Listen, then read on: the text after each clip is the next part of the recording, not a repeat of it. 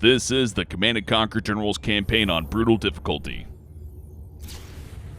Greetings, Comrade General. I am Lin Zhang, your senior intelligence officer. Today, as we claim our rightful place among the world's leading nations, your troops will provide security for the glorious display of our military strength. The People's Army will not tire in our pursuit of the terrorist enemy.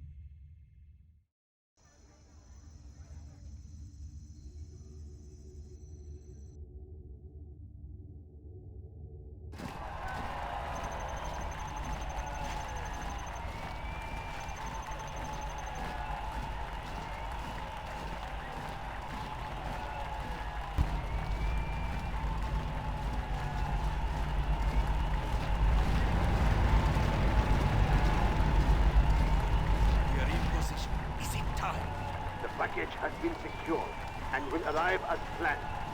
Proceed with attack. On the cause! Attack!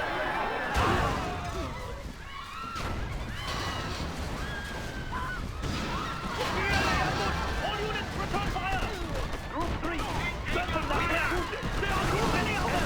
We must retreat! Their attack is faltering! Victory is ours!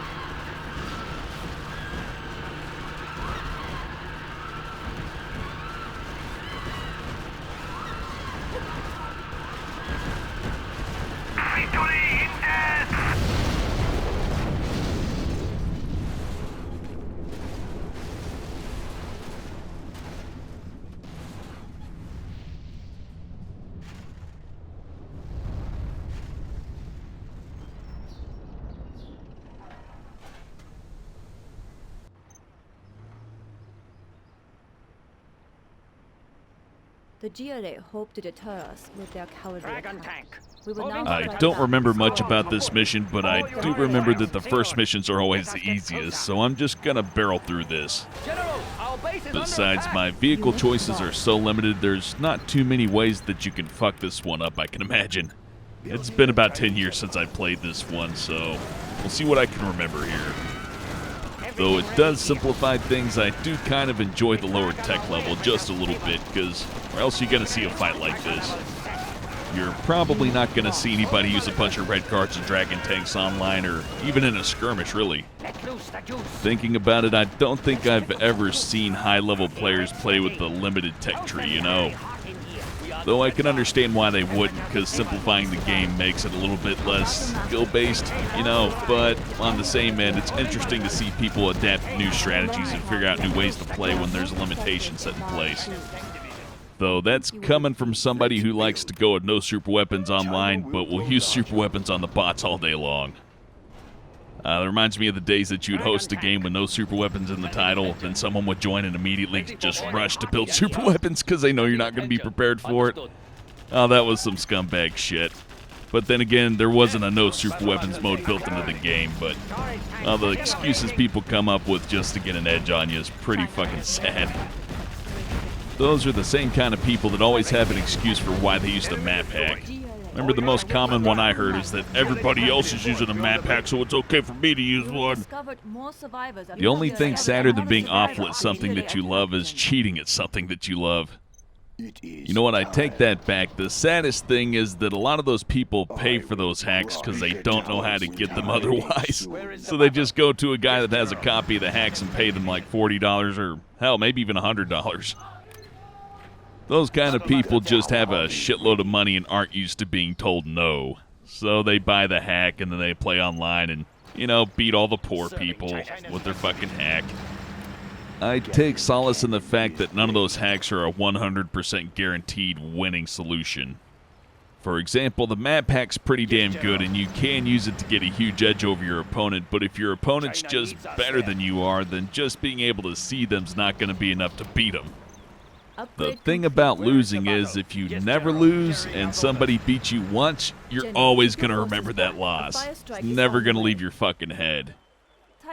That's why Mike Tyson's been off of Evander Holyfield's ear. He couldn't fucking take it. It's like, no, I'm not going to lose. I'm going to get disqualified. Nom, nom, nom, nom, nom, nom, nom.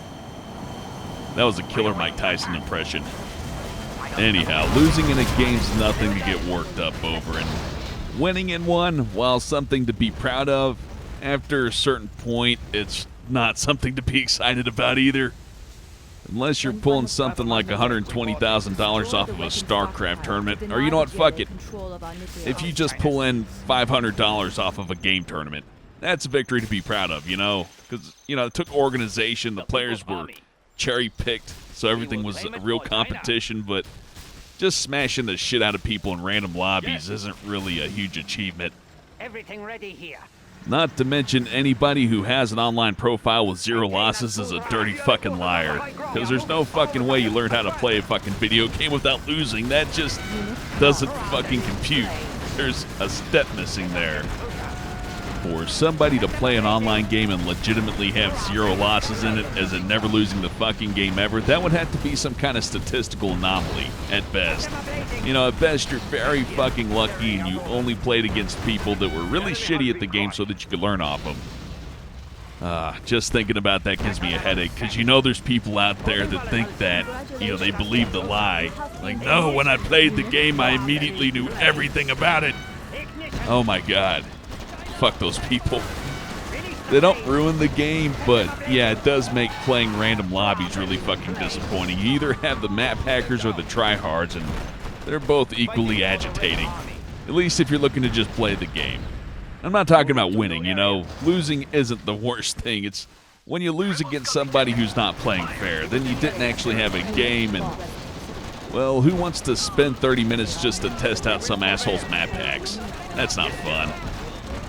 At least the tryhards who go into noob lobbies to smash the shit out of people trying to learn the game, at least they're not cheating. You might learn something against them.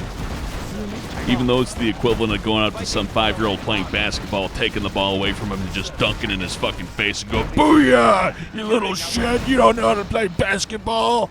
Right here. That's still better than flat-out cheating against the 5-year-old.